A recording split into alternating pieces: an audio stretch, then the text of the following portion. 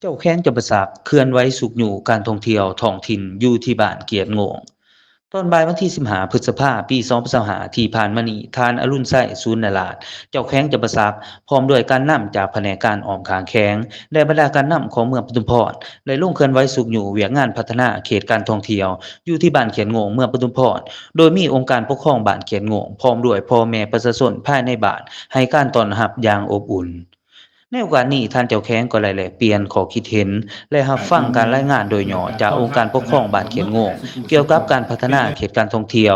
ที่มีสิ่งที่น่าสนใจเช่นการแสดงวัฒนธรรมพื้นเมืองสถานที่ท่องเที่ยวทางธรรมศาสตร์และพิธีกรรมของท้องถิ่นท่านอรุณไส้สุนทรได้เน้นให้องค์การปกครองบ้านเขียนโง่และองค์การปกครองเมืองปทุมพรร่วมกันส่งเสริมและรักษาสิ่งแวดล้อมองค์ประกอบของการท่องเที่ยว และให้บริการที่มีมาตรฐานดึงดูดนักท่องเที่ยวทั้งภายในและต่างประเทศเพื่อเป็นการสร้างรายรับและประโยชน์ให้แก่ประชาชนสำหรับการลงเคลื่อนไหวในครั้งนี้ถือว่าเป็นการเข้าถึงและสุขอยู่ชุมชนในการมีส่วนร่วมพัฒนาการท่องเที่ยวท้องถิ่นอย่างยืนยงซึ่งเป็นแนวทางที่เข้ากับแผนพัฒนาเศรษฐกิจสังคมของแขวงจำปาสักและเมืองปทุมพรในระยะยาว